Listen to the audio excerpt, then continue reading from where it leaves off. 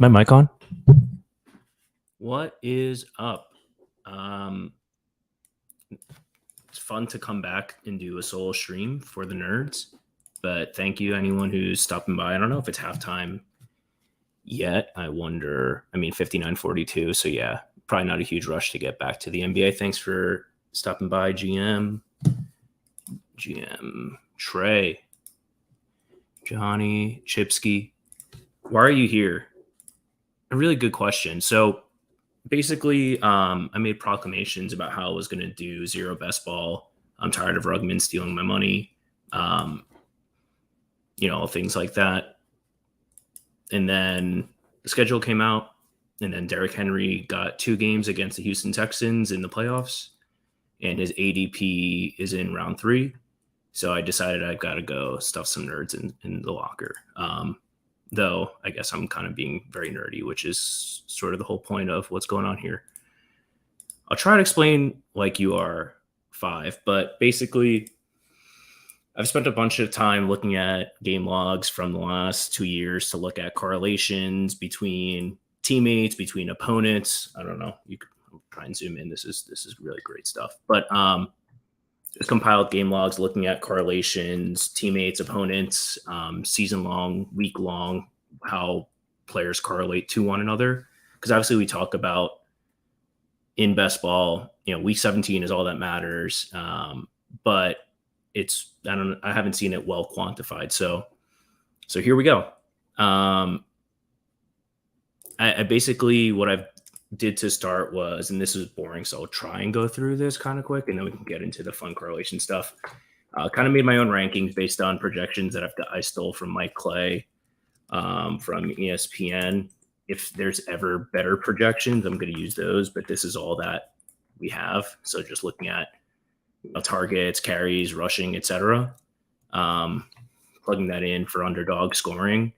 What I also did was kind of for best ball scoring, gave extra boosts for guys that can spike up. So like, your top QBs are weighted a bit better. Guys like Anthony Richardson get a boost for being running quarterbacks. Like young breakouts, so you'll see like the rookies and the sophomores here. So same thing for all the positions. Running backs, I will asterisk like in my rankings or the Mike Clay rankings, like he just hates rookies, and that's because he's, I guess, doing median projections and they're not going to play, yada yada. Try to account for that based on like what I think everyone's ceiling is, if like the guy in front of them gets hurt, all that. Long story short, I have my rankings. You may agree or disagree. I've kind of built 2 versions of this. One is my rankings, which actually you can compare versus ADP. I'm like above on Devontae Adams, above on some quarterbacks below, but more or less like no huge swings. But you can also plug in ADPs, and I've built a model around ADPs too. I'm biased. I kind of like my stuff, but whatever. So getting to the fun stuff. As far as like, how do you decide what players like correlate and like how? You can't just look at, there's no history for guys like Deshaun Watson in Cleveland, but there's sort of an archetype. Good morning, guys. Basically going through different types of quarterbacks like appear obviously throughout history, like Mahomes and Allen are kind of unicorns and they're freaks, but guys like Jalen Hurts and Lamar is like runner plus, like runners that can pass, and there's guys that are runners and there's guys that are statues, and historically these types of guys have certain impacts on their receivers, running backs, tight ends. I won't bore you with all the details. If you're ever curious, like you can look at it, but basically like your pocket passers and your good passers boost up like their wide receivers between 10 and 30% in any game. Tight ends varies, in some of the running quarterbacks decrease the expected points of their running backs. I have this for like every player, kind of broke it down. Some of them are individual, like Derrick Henry is a freak, and obviously when he eats, nobody else eats. Some exceptions, like weird stuff with like AJ Brown in the past, but if you think Treylon Burks is AJ Brown, then like by all means, but otherwise we have a negative boost here. All that to say, I've kind of done this for single week, season long, basically if Trevor Lawrence is having a good year, his weapons are having good years. So that's kind of blanket statement. And then for opponents, so basically, this is how you look at your week 17. How do you know how much to correlate? I'll try and make this like bigger, but basically, quarterbacks, like you can sort of ignore the opposite quarterbacks. You can only play one on underdog per week, but when one quarterback has a good game, the other quarterback generally has a 84% boost. But quarterback's impact on opposing running backs is actually positive. Tight ends and then receivers really big. Opposite running backs in a single game are somewhat negative and positive for everyone else. Scroll through. Tight ends kind of boost everyone, and then receivers boost everyone as well. So I have this for all players. It's position. We use position averages for this, but for like your teammate stuff, there's some variances based on like what kind of receiver someone is. Like a Michael Pittman is sort of like a floor flat kind of guy.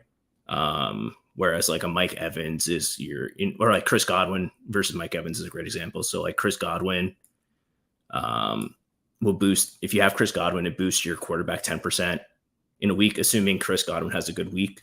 Mike Evans' boost is a lot more. So things like that. So we kind of went through and did all that. So in a nutshell, that's what this does.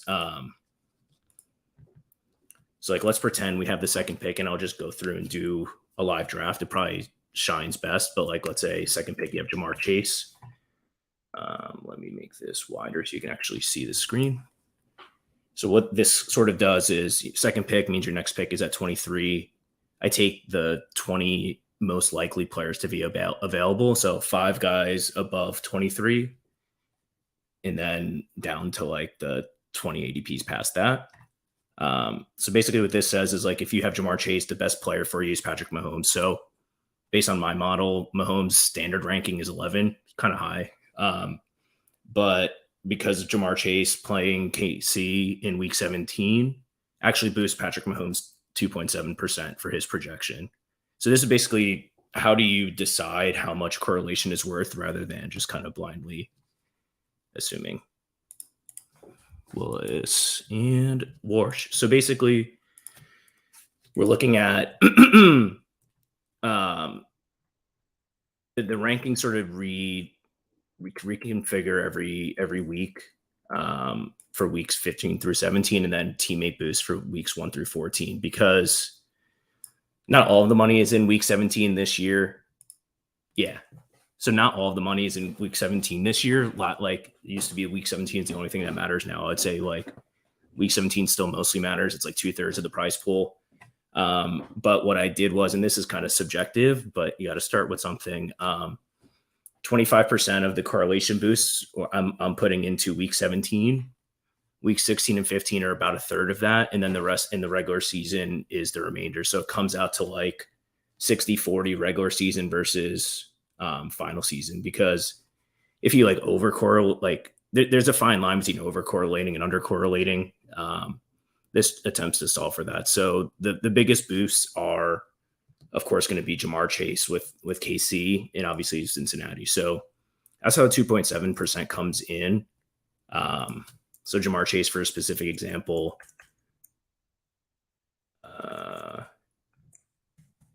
in week 17, he's going to boost Patrick Mahomes' projection 11%. So assuming Jamar Chase has a good game, Patrick Mahomes, let's say he's projected for 20 points. It's actually going to be higher than that. But so let's say 30 points. Jamar Chase good game would boost him to 33. So then I extrapolate that back to the full season. And that's how you get 2.7% from like a single week spike. If you look for Burrow here, the Burrow in this example, right, his opponents, blah, blah, blah, blah, blah. So Burrow gets boosted up 30% in a single week. So it's huge. So here actually you see Burrow goes from rank 36 to rank 8. He actually becomes like QB1 if you just assume you can only have like one guy in your team, it's Jamar Chase. Once you start adding other players, like let's say for some reason, like this is going out of order now, but if you later add Tony, I haven't done this specifically, but I'll just assume Yeah, so Mahomes will go up to 6 as you add players to him throughout. So you can kind of use this as you go to pretend you're making a team. But basically, this is how you would know that. I mean, you don't want to reach like 2 rounds for Joe Burrow. I don't really like Joe Burrow before round 4 because it's so common and so easy to do. But regardless, you like can eventually you can add players. This only takes into account who is on your roster currently. So I think it's a good starting point. I'm going to continue to workshop it. Like the best way that I found is like take it for a draft and see what other information I need, and then I've kind of been building it out from there. I feel like I'm doing like a presentation at work. So like any more questions before I move on to the next slide? I don't have any slides. Just going to do a draft, but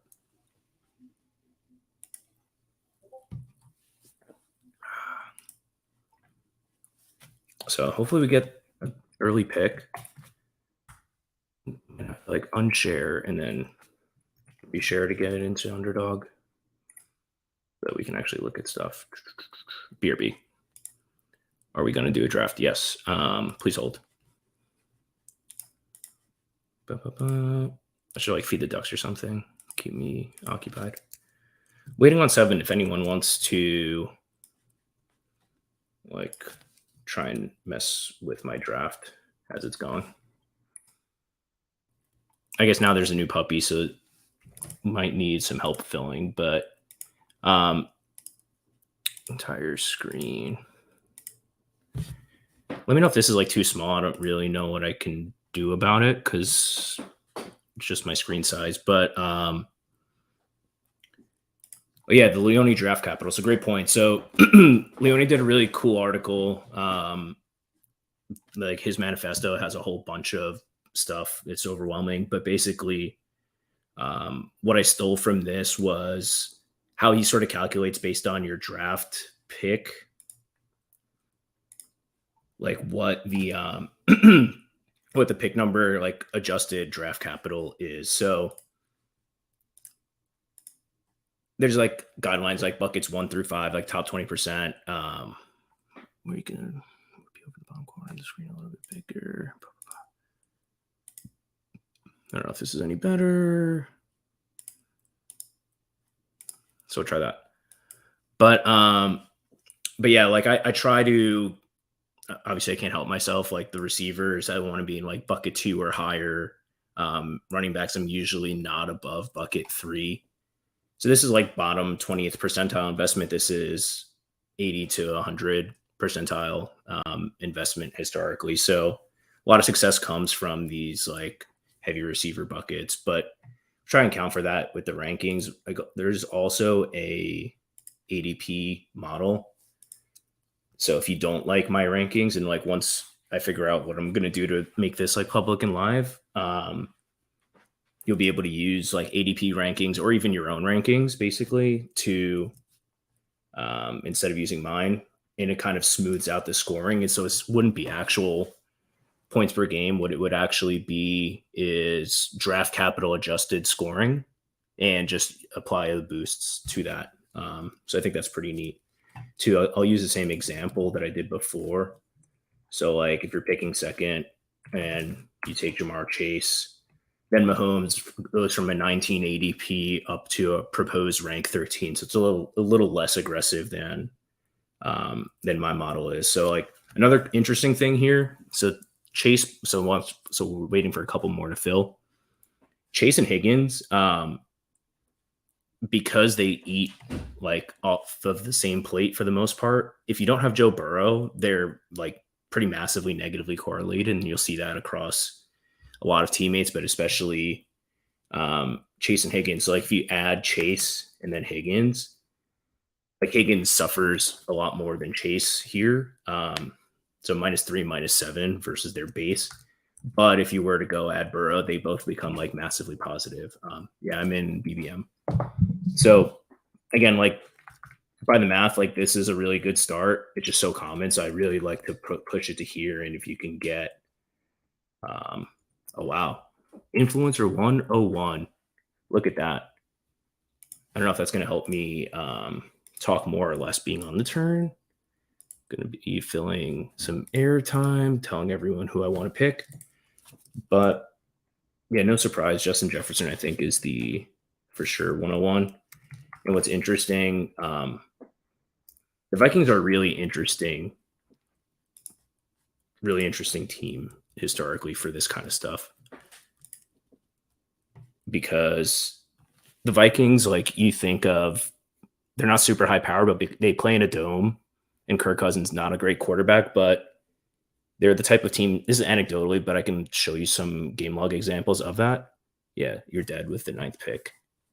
Outside of like the top six, I feel like it's going to be super hard, but we say that every year. The Vikings are kind of an offense where like Justin Jefferson is not actually super highly negatively correlated with guys, and you see people like James to Win talk about this. Like Jefferson and Dalvin actually historically have positive correlations. Like they spiked together, and like Hawkinson came, and that continued to happen. And even when Thielen was good, that happened. So while we're like on the turn here, I might try and fish that out and show you like an example of that if anyone is interested. So looking at Minnesota, and this is 2022. So you'll see, I'll just like point out, like, and this is just game logs, so whatever, grain of salt. But this week 5, for example, I wouldn't call it Justin Jefferson ceiling, but 22, you're like fairly happy. And then Dalvin has 25 in that same game. Week 10, Justin Jefferson has 30 and Dalvin has 22. Week 15, if I remember, this was probably the Thanksgiving, or was it Christmas or Thanksgiving? Whenever the one, I don't remember if this is the Colts game or the Giants game, but no, the Giants game was in the playoffs. So this was the Colts game where that went into overtime. Obviously, it was in a dome, and like Kirk Cousins goes for 30, Dalvin 25, KJ Osborne 26. Yeah, this is Colts game, and Jefferson 24. So this is a weird one. So I tried to account for that in the modeling where the Vikings actually don't have like a super alpha negative bonus, and I'll try and find an example of one that does. Is like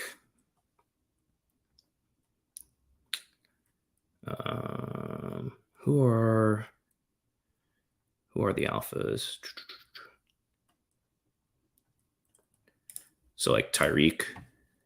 It's not a great example because they actually do have some like Tyreek and Waddle eating, but like in your super spiky Tyreek, or like some spiky Tyreek weeks here, like 25, 22 pointers where you're getting like literally nothing from the running backs.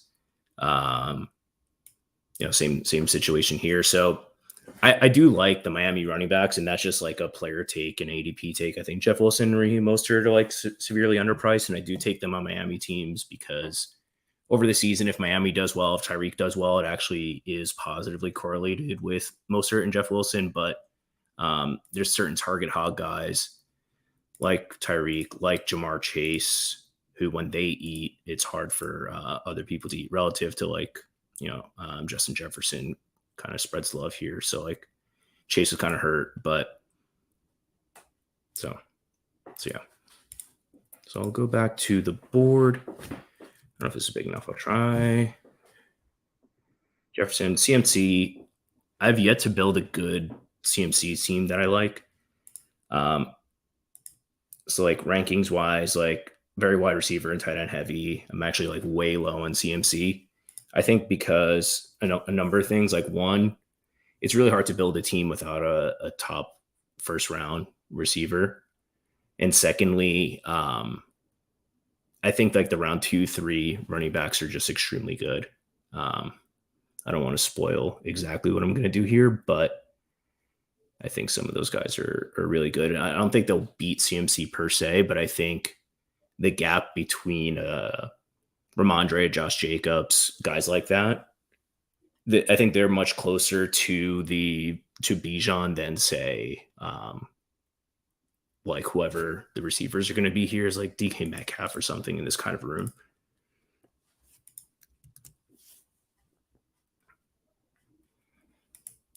I just think that the comparative gap is much closer. So yeah, Warsh goes AJ Brown, Jonathan Taylor lets Hurts go by.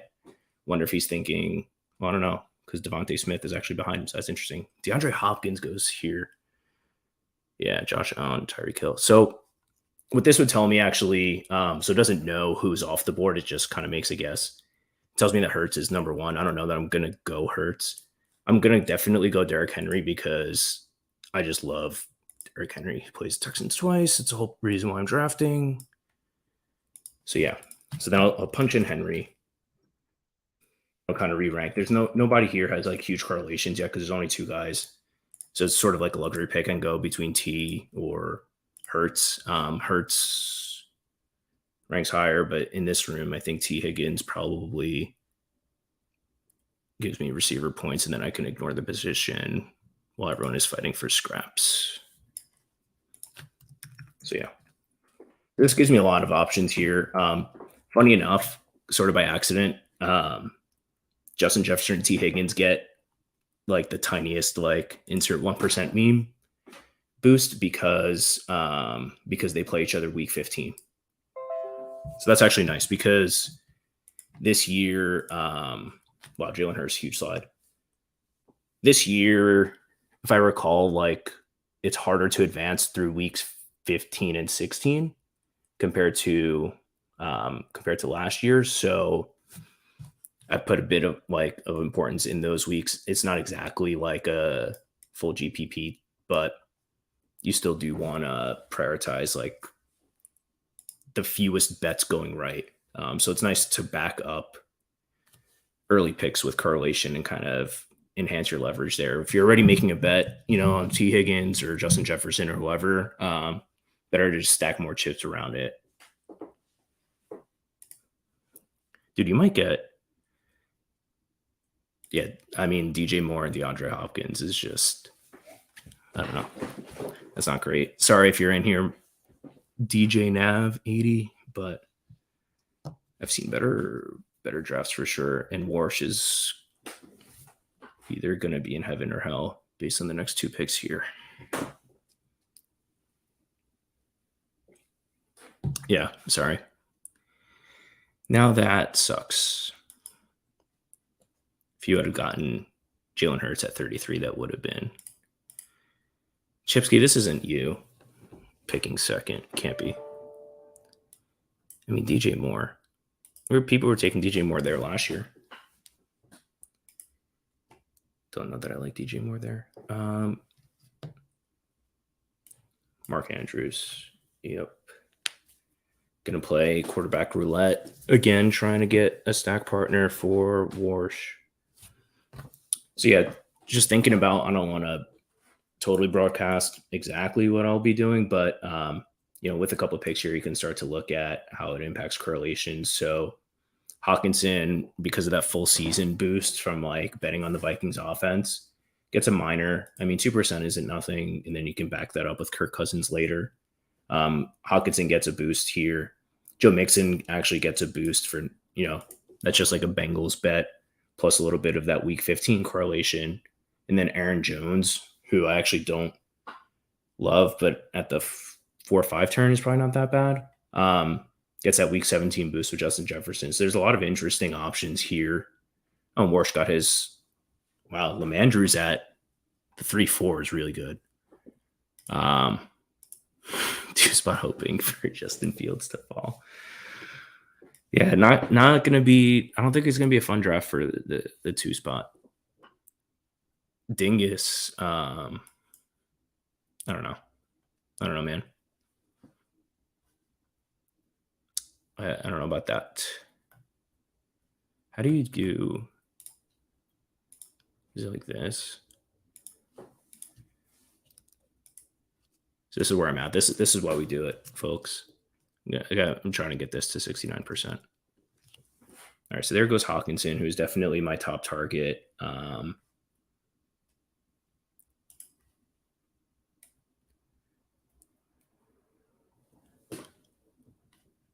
Like the Kelsey Mahomes obviously is good. Debo in this kind of room, like I feel like I like Debo in like mid round 3.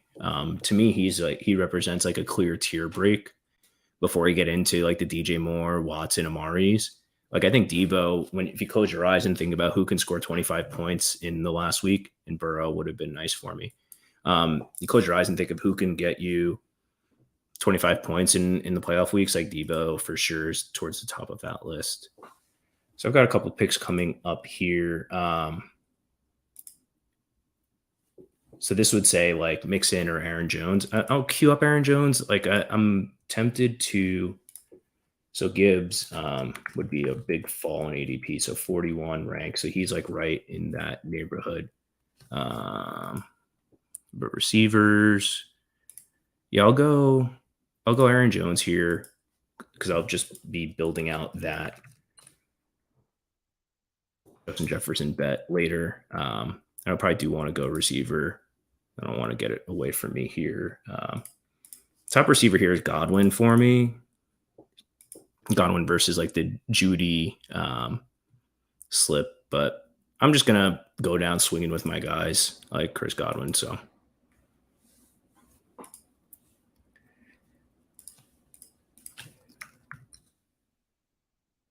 yeah, got some accidental Aaron Jones correlation with Chris Godwin as well. So got that going for me, which is nice. Bab's probably really upset that I didn't take Jerry Judy there. Yeah, and I've got like the double Penn State and Penn State in the background. Yeah, I've got it's like spent a lot of time building tools and like doing all this math and research and figuring out correlations and trying to kind of break how do you win this thing. But at the end of the day, and I don't mean to undersell whatever I'm gonna try and possibly sell. It's like it's a GPP with 700,000 people or whatever. Most people are going to lose money doing it.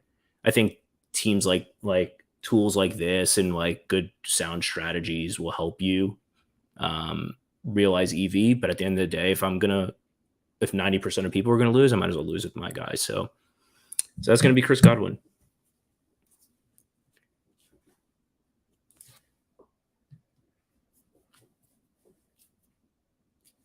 I wonder if Dingus is going to take a receiver at some point in this draft.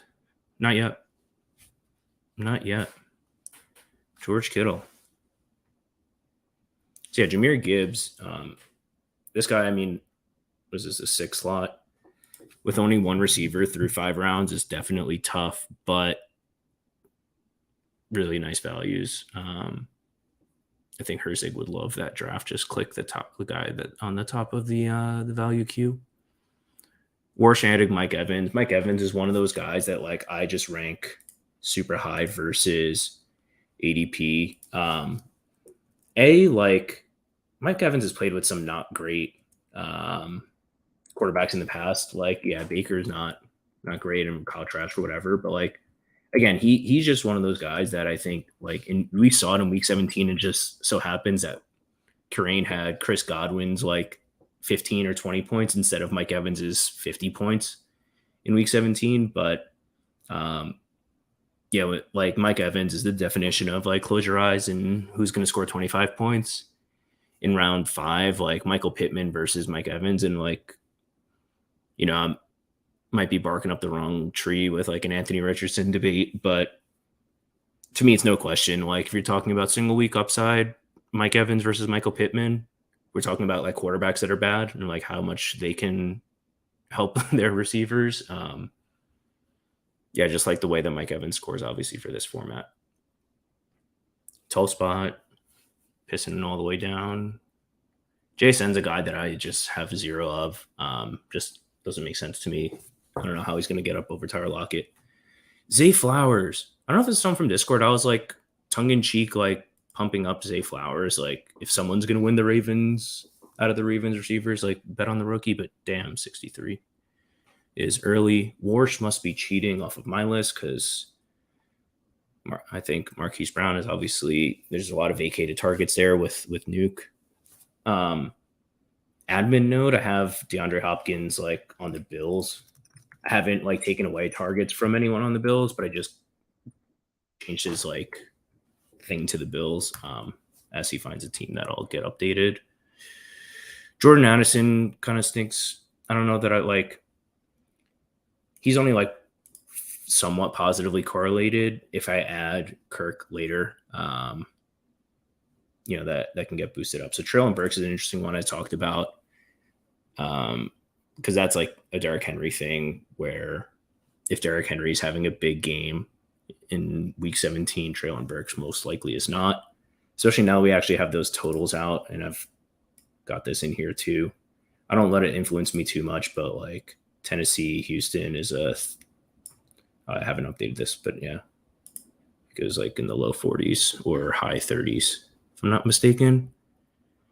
JSN and Addison. I like Addison, and like it's not that I don't like JSN the prospect. I just don't see a way that he's above Tyler Lockett. But I like drafting old players. So we're almost up. I hate that running backs are like the screaming values here. So I'm pretty sure I know what I'm going to do. And yeah, I'm just going to. Dalvin was supposed to be like cut or traded or something today. I don't know, but he wasn't. And he's still here. And I promised to take more Dalvin. So definitely going Dalvin here. Increasing that Vikings bet. We'll see if Addison Bro takes Kirk Cousins from me later. But that's fine. And then I'm going to queue up my guy. It's between Dotson and Pitts. Pitts doesn't show here because he's like way past ADP at this point. So Pitts definitely rates better. But do I want a fourth receiver before I want? Because I already have 3 running backs is kind of bad. Yeah, I think there's a big tier break there. So I'm going to go Dotson, increase my Penn State correlation. It's not accounted for in the spreadsheet, but maybe someday. And that's an interesting one. Like you can like get Sam Howell cheap, obviously, and like you can get ticky tack boosted correlations here. I've been doing this a bunch. So again, yeah.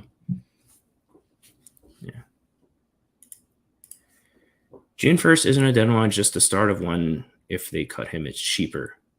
Yeah. Yeah, I agree. And there's uncertainty for sure with like the logistics. And I'm not a salary cap bro. I feel like, there's people that pretend to be or whatever. Wow, Anthony Richardson. This is just the example of like, yeah, don't do this. If you're going to invest a round 2 pick in Josh Allen, like Anthony Richardson ahead of ADP is just really bad. But yeah, Dalvin, I feel like the options are he's going to come back to the Vikings on a pay cut once they kind of read the room on like what his market is, like him and his agent, or he's going to go somewhere. And all I've seen is Miami as a destination.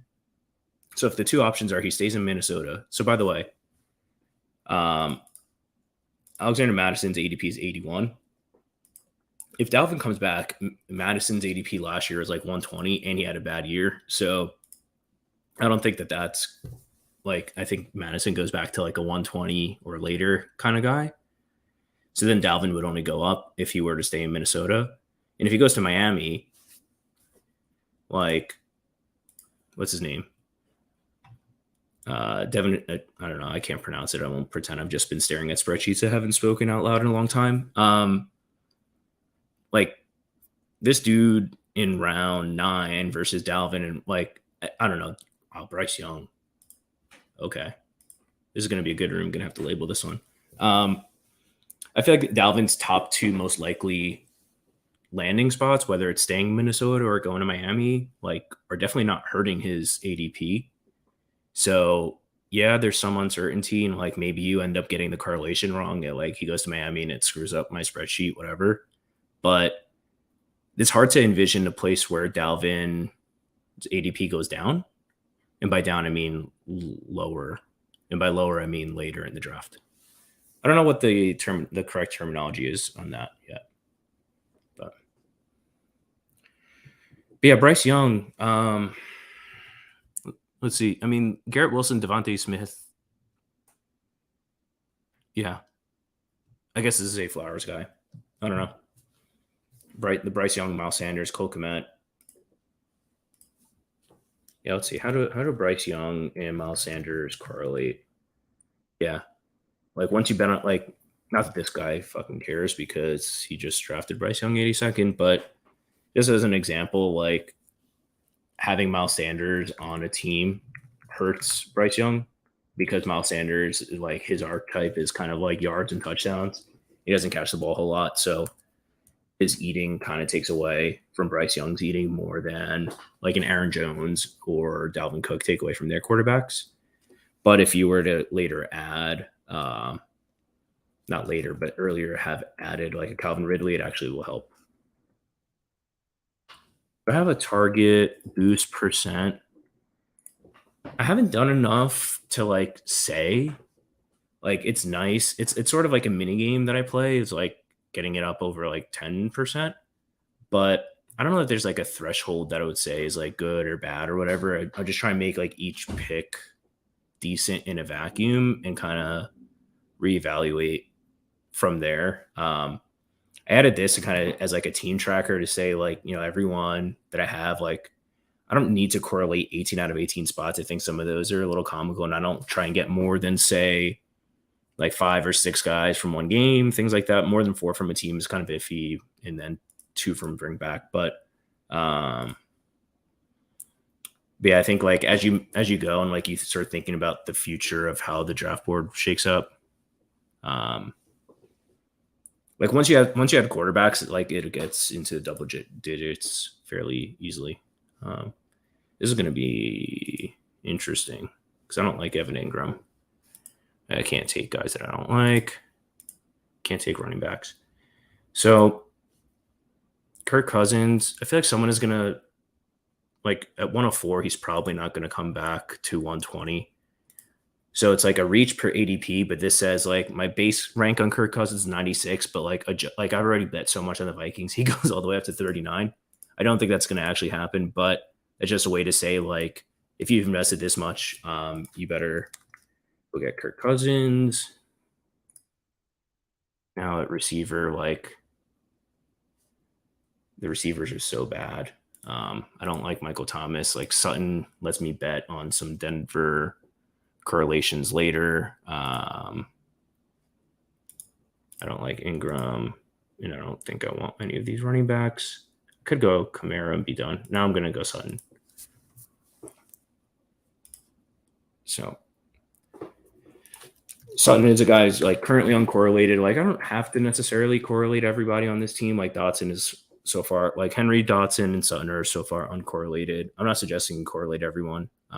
It's fun, but sometimes you just take guys. But yeah, Sutton's someone I can like try and coordinate around later. Like obviously Russell Wilson might be coming up later, and Dulcich. It's hard to get the Charger bringbacks unless you get them early. It's sort of what happened last year. If you guys remember, Chargers Rams were playing in week 17, and you kind of had to have like 3 of those guys in the first 5 rounds, and that was sort of tough. And then both teams giga busted for a variety of reasons. Dude, Nate, team me up. Does the model penalize overstacking at some point? Technically, like it does, but less so when you have a quarterback. I'll go into this and sort of play around.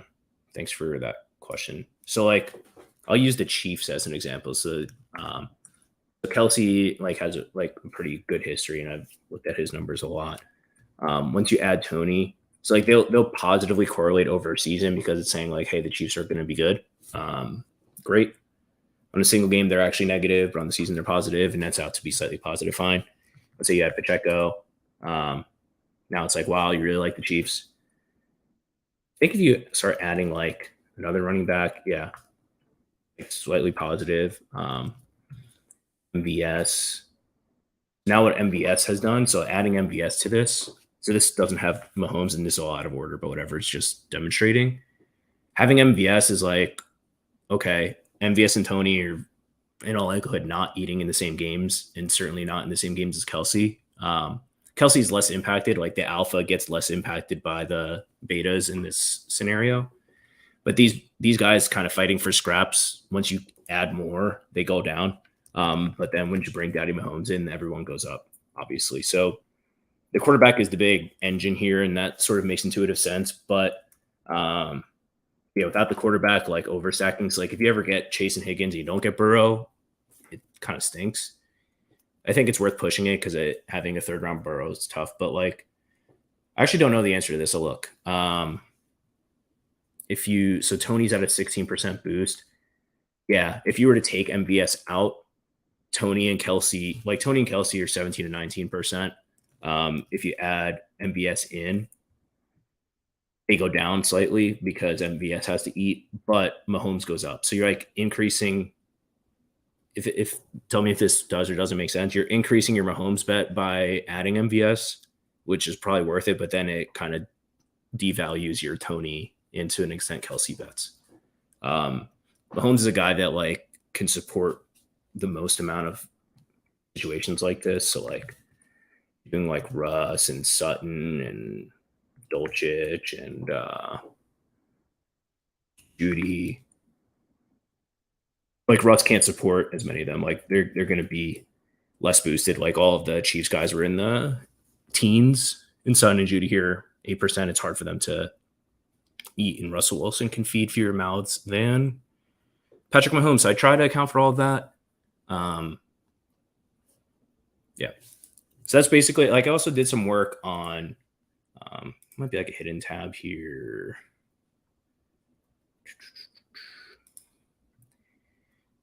Like I kind of went through archetypes and like quarterbacks, basically how many stack partners like can eat in one game. The answer like is one or two. Very rare cases like guys like Herbert, Josh Allen, etc. have three in a game. So that's why I try and limit like as a rule, like close to like four is pretty much my limit for like more than four pass catchers is like definitely too much. I think four for a team is pretty ideal. Like guys like Chiefs are cheap enough. You can get five. Cool. Wait to use it. More projections. Yeah. Yeah. Mike Clay. I mean, it's May. Well, now it's June. The ADP version. Yeah. I think the ADP version is cool. Like I'm going to make it so that you can kind of paste rankings. If you do your own rankings, if you like mine, you can keep it. If you think ADP is good, you can use ADP. Or if you want to put in like ETR's ranks or run the Sims or I don't know, whoever else does rankings. So we are almost on the clock.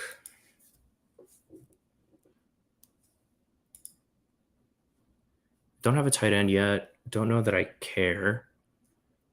Like it would be slightly reachy for Schultz, but he is correlated with Henry. Like I'll queue it up, but I don't love it. Receivers, sort of like last chance. I don't really have any Chiefs. It's like receivers actually like Nico a whole lot, and I end up getting a lot of him. Is he gone? Like Nico versus Lazard.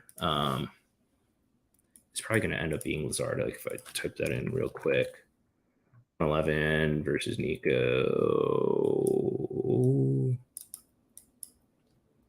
Got Nico. Yeah, I think Lazard was ranked higher, but Nico, fine. That's what you'd get for streaming. And then I'm between Antonio Gibson and probably just taking Russ and being done at quarterback or considering something late. I like Russ. I can add to the Denver bet later. I kind of like where that's going. If I could have gone, yeah, whatever. I missed my pick. Fantastic. Russ. Like Russ went up from 113 to rank 80. So yeah.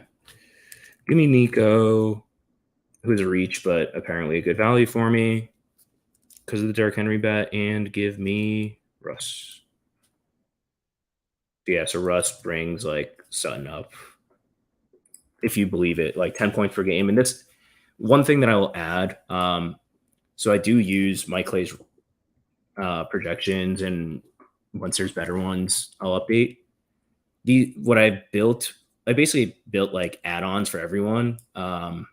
So like Tyreek, for example, gets a lot of add-ons, A, because he's like the spikiest player in the league, and B, if Jalen Waddle were to go out, his projection would go up a lot. That's not really accounted for in like a median projection model. So it gives him a little boost for things like that. Other guys like that, obviously T. Higgins and Jamar Chase, get some boost. Devontae Smith would be a big beneficiary from an AJ Brown. So like things like that. So basically all that to say, like if you're looking at like the easy rankings points per game for whatever reason, and you decide to trust me, I would say like these are all pretty much bullish scenarios for everyone except for the rookies that just have like garbage inputs. So that's a caveat. Like you'll probably end up with very few rookies just because Clay projects them for like 300 yards each or something. But for someone like Cortland Sutton, like his base projection might actually be like 8.5 or 9 points, but I build in some Jerry Judy might get hurt, or Cortland Sutton has like a spiky profile, and that like it's sort of the bullish projections for everyone here, or like slightly bullish biased, I would say. And all that to say, adding Russ takes him from 10 to 11 points per game in this. So I'll go back to the draft board here. Warsh got his first. I saw he was saying he got his first Odell Sherry. He's got Lamar, and I'm getting like Zay Flowers went in the 6th round. I'm guessing Bateman was gone. I'm guessing, yeah, Bateman went. So yeah, that's one where, so like, if you were to plug, oh, the prophecy is coming through. Mark Andrews and Lamar, by the way, have like insanely sick historical splits. He's like super. Oh, you got Bateman too? Okay. So yeah. And you can look at this, like, once I make this public, like you can just kind of play around with different things. So like Bateman and Lamar are like semi-neutral to each, like adding Bateman doesn't hurt Andrews, but it continues to help Lamar. And then obviously Odell will help Lamar. It'll hurt Bateman a bit. And I think it's like probably relatively neutral to Andrews, because Andrews is kind of like the alpha there, similar to Kelsey, similar to Tyreek, Cup, etc. It's not that Lamar has a history of feeding multiple guys in the same game. He doesn't, but Andrews eats like often enough that he's not impacted by these other guys, especially at like the lower ADPs. You're not necessarily invalidating your bet. It's more just validating your Lamar bet, which I like. So I'll do like a pulse check on my team of investment. Actually, I have 0 tight ends, and Greg sniped me on Dulcich, so thank you. So I have 0 tight ends, so obviously draft capital there. I'm already in like a strong second bucket of receiver. And actually probably have like I'm mid on the running backs. Like, so I only have 3 running backs, but in rounds 2, 4, and 6. So it's probably a 5 running back build. Quarterback, I may be done. I was like somewhat low on the investment side. I'll see if something materializes with one of the late guys. I don't mind it. But yeah, and now I'm like slowly starting to correlate more and more of this roster. Like Derrick Henry got Nico. Tampa Bay guy still looking for somebody, but I have someone in mind. Don't you worry.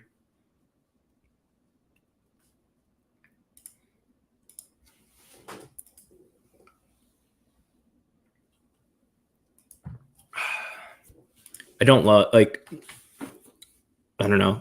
I forget who said the 4 tight end stuff, like who created that. I think it's really bad.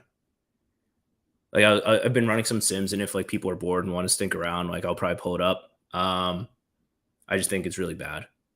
3 tight end, like late tight ends, like fine. This is probably what I'm going to have to end up doing here.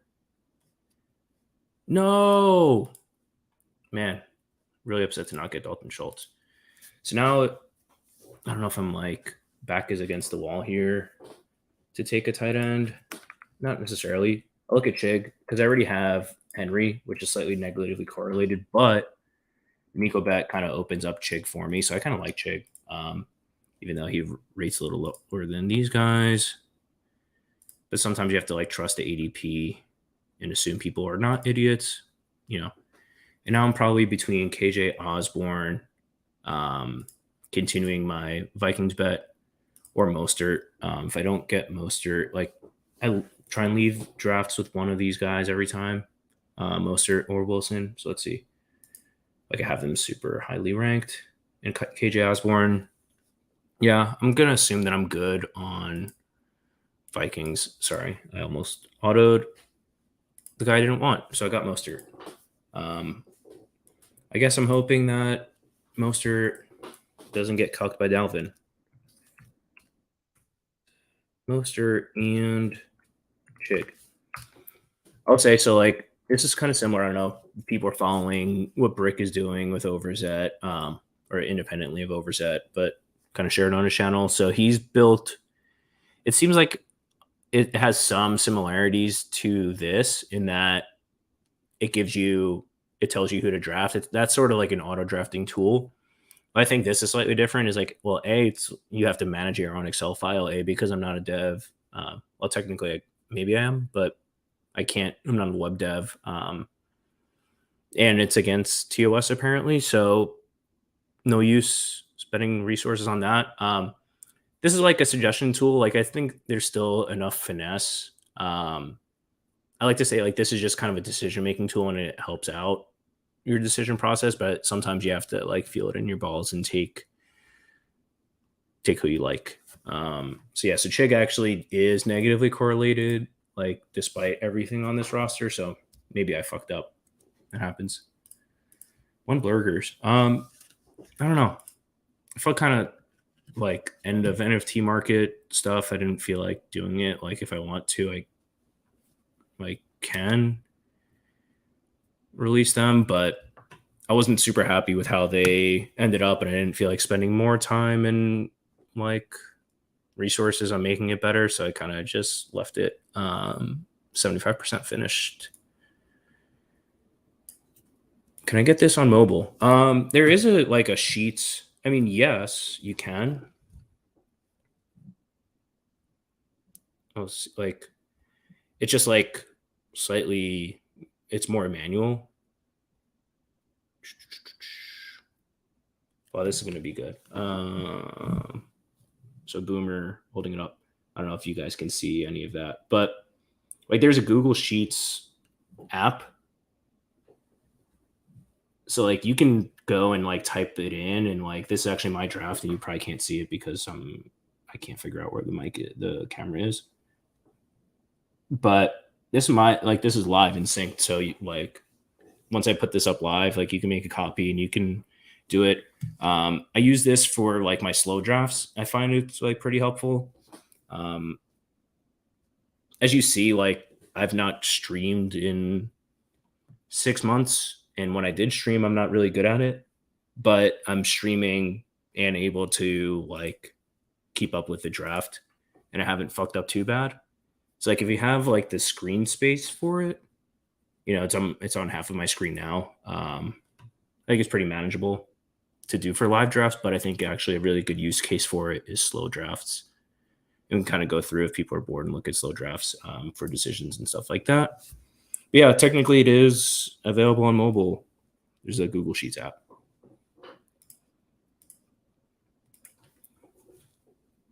So yeah, I'm glad I took Mostert because Jeff Wilson wasn't coming back to me. And I think macro, a conversation that I really agreed with the Legendary Upside show with Karane did one with Davis Maddock that I actually found myself really agreeing with, like their late round strategy. In June, we don't know exactly how the camp battles are going, and I think there's like 3 or 4 veteran running backs still to sign. There's a lot of uncertainty in running backs, and people have been assigning sort of false certainty to certain backfields. So right now in June, my running back window is like fairly moved up. There's guys that I like late. You'll probably see them if I end up having to take one, but generally speaking, I really like to have 4 prior to like this Miami. Like I think the 2 non-Miami rookies are good, and I try and have at least 4 before then, and then I can tack one on at the end there. So at this point in the draft, it's like a combination of like feel with correlation, because like the ADPs start to get like hard to Imagine. I really hope that this guy's not in this room and doesn't know what I really want to do. Because there's one guy there like, let's go. Wow, Khalil Shakir at 167. Yeah, so this is Taysom all day. Go ahead and plug that in, get the Chris Godwin correlation, and then I'll probably do Jaden Reed. I'll check him out. I doubt that he rates well because he's like a rookie. Oh, wow, he actually does rate well. And he's boosted up. Would be a second Packer bet. So I can decide between him and Marvin Mims, either continuing my Cousins bet or the stack. See how Mims grades out. He's probably, yeah. I don't know. Like that's one of those that's just like a bad input. But I love Taysom. I don't have a late tight end. Like I don't hate Dawson Knox, but I think I'm gonna go Jaden Reed here. When in doubt, default to the rookie receiver. So I could go one more Minnesota. I don't know who that would be because I think that they're probably all trash at this point. Yeah, I'm not going to go with one of Dalvin's running backups. So yeah, like normally on a Kirk Cousins team, like I do think it probably is best, like if you can get Addison or Osborne with Justin Jefferson is probably better, but room didn't break that way for me, so it's fine. So I'm actually just expanding the bet on the Packers side. So Jaden Reed and Aaron Jones, getting that accidental. Tampa Bay got Taysom Hill. So unstacked, I still have that random T Higgins. I have some like Chiefs I can, get late. But again, it's not super necessary, right? If you were to add, like McKinnon is gone, but like if you were to add McKinnon, like it would boost up T Higgins like a couple percent. But I think T Higgins is like, standalone. Like you don't have to correlate everyone because then you're just gonna. It's super hard to correlate all 18 and not take bad picks. If that makes sense.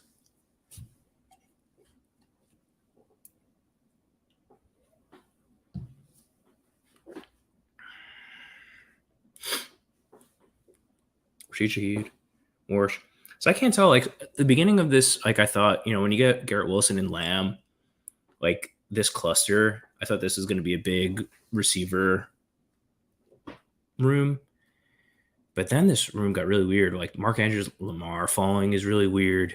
This guy started off like super bad, and then like it doesn't look that bad after that. And then you have Zay Flowers, dude, with Bryce Young. So I think this room's kind of a mixed bag. Like I think it's probably a pretty good room to be in. Like favorable, and it's always nice to have a Justin Jefferson share. Oh, random Justin Jefferson thought, like where I was kind of poking around Discord, it seems like people are not running pure on 101s. Couldn't be me, but I've seen on occasion people take Jamar Chase over Jefferson. So my thoughts on that, head to head, it's probably like, 60-40, 70-30 at absolute worst. Like Jefferson beats Chase. Like even though Jefferson, I think, is like definitely better, like Chase is going to win that a certain percent of the time, just due to variance, injuries, etc. But Justin Jefferson is never available beyond pick one unless somebody does something weird. And Jamar Chase is sometimes the 103. So like if you in June is not the time to draft guys. June is not the time to draft guys at like for weird like textures, I don't think. Let me get back to the room here before I forget what I'm doing. So I would have liked to get CJ Stroud as a third QB. I actually have a third QB option that I don't know what I'm going to do. Desmond Ridder goes. Running back, I do want one more. I don't know that there's anyone here that I like. I mean, I don't like Gus Edwards, so nope. Tight end, I'll come back to because I'm going to take Tim Patrick here. So that's nice. Helps me build out the Russ bet a little better than just Cortland Sutton. So I'll do that.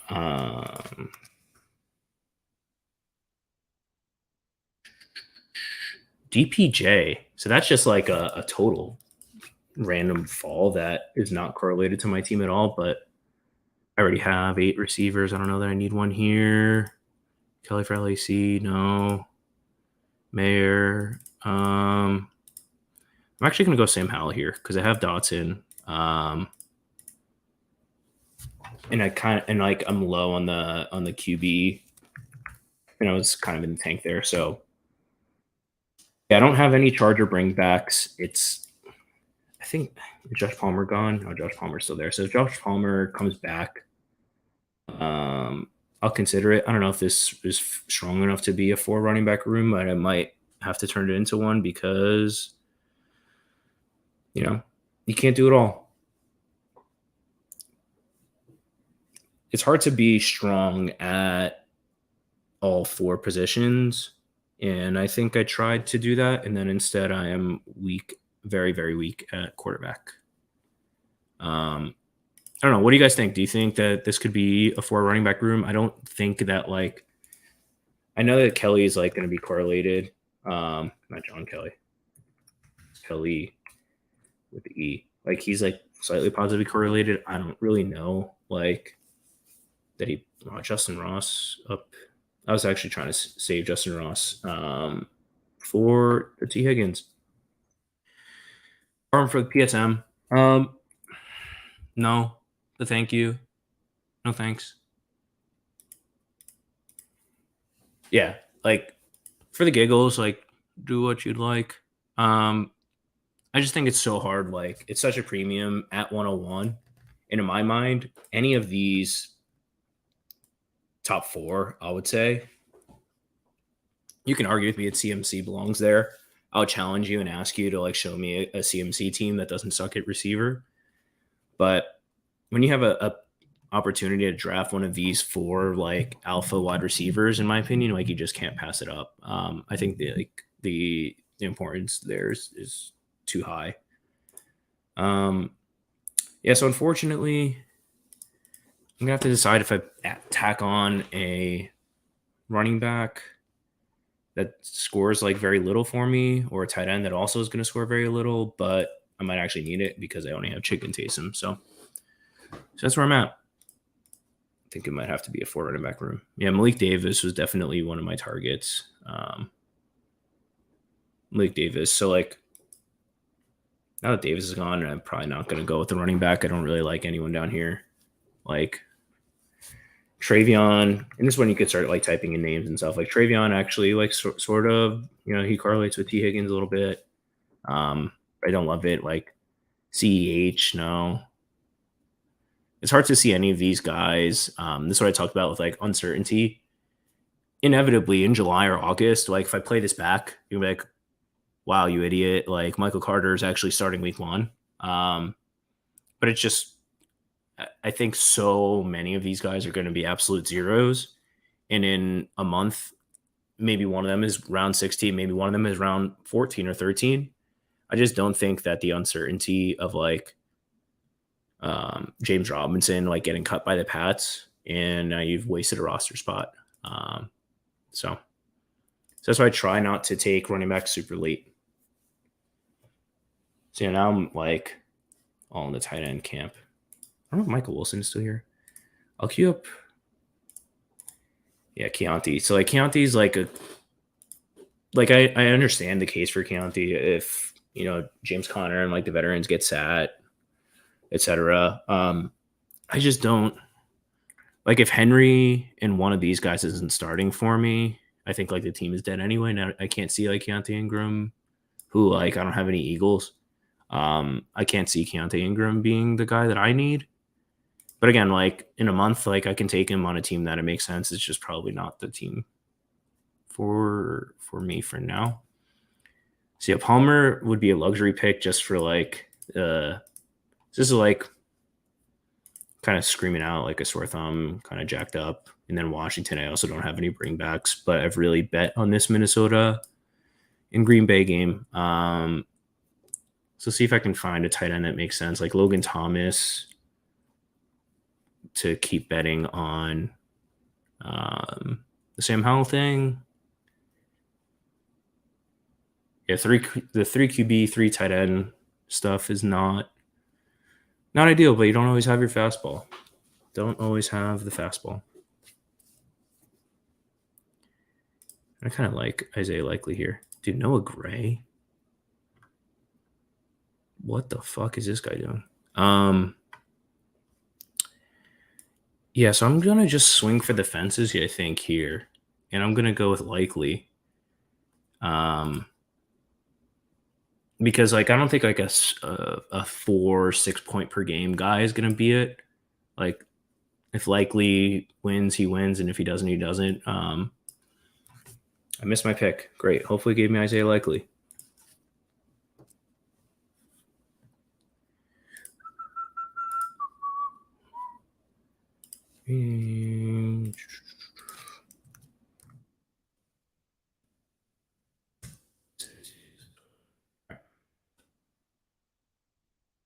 So run down. I know a couple of you guys were in here.